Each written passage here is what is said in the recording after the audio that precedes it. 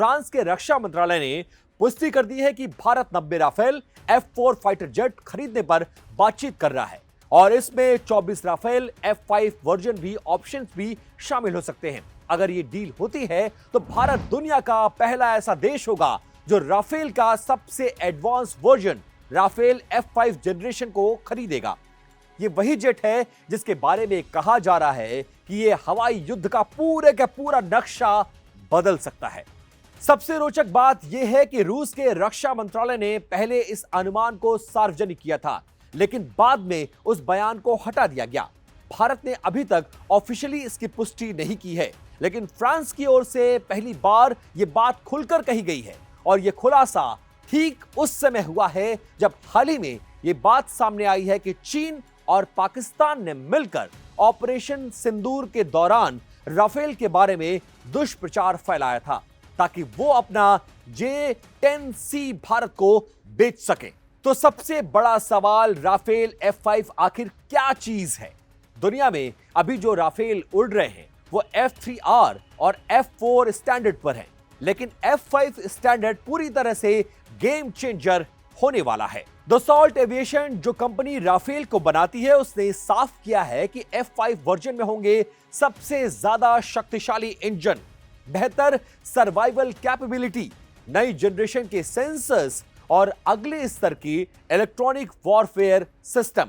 और सबसे महत्वपूर्ण बात यह कि एक एडवांस डेटा लिंक नेटवर्क, साथ ही जेट के साथ उड़ान भरने वाला एक भारी स्टील्थ ड्रोन यानी UAV इसे एक सुपर कॉम्बिनेशन बनाने की ताकत रखता है।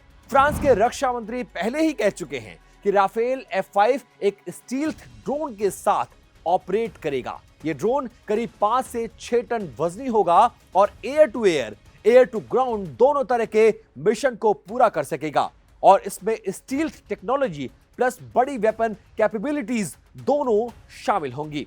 दसॉल्ट के CEO के शब्दों में फाइटर जेट का पहला लक्ष्य यह है कि दुश्मन के हमले में बचे रहना ताकि वो अपने हथियारों का पूरी तरह से उपयोग कर सके। यानी ये जेट ड्रोन कॉम्बो दुश्मन के डिफेंस को बिना बताए अंधा करने की ताकत रखता है।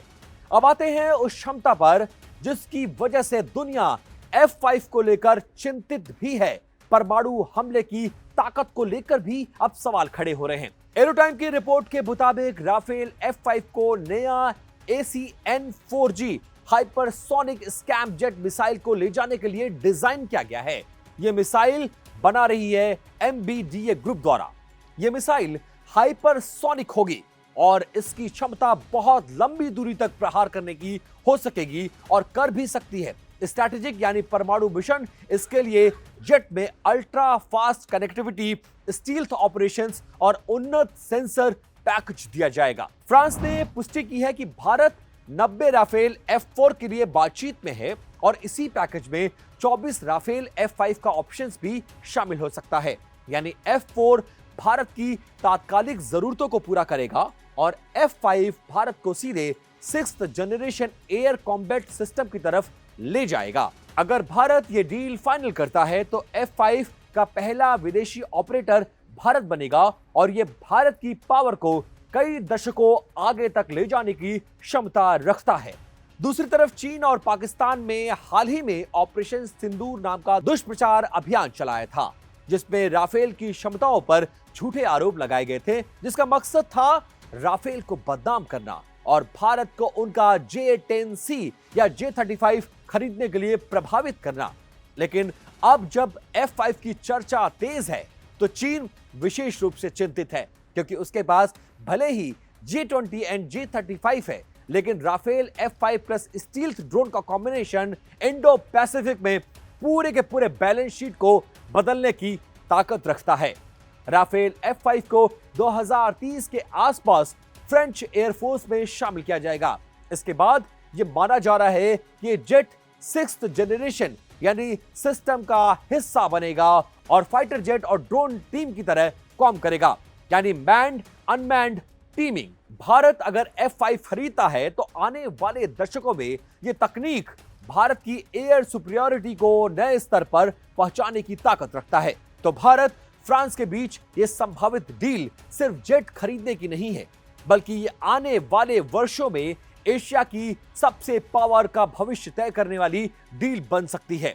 क्या भारत को F5 लेना चाहिए? ये सबसे बड़ा सवाल खड़े हो रहे हैं। इस रिपोर्ट को देखने के बाद अब आप ये तय करिए कि क्या भारत को F5 लेना चाहिए या फिर नहीं। आपकी राय इसको लेकर क्या है, कमेंट में जरूर बताएं। वीडियो पसंद आया हो तो लाइक, शेयर और सब्सक्राइब करना बिल्कुल भी मत भूलिएगा। मिलते हैं अगली रिपोर्ट में।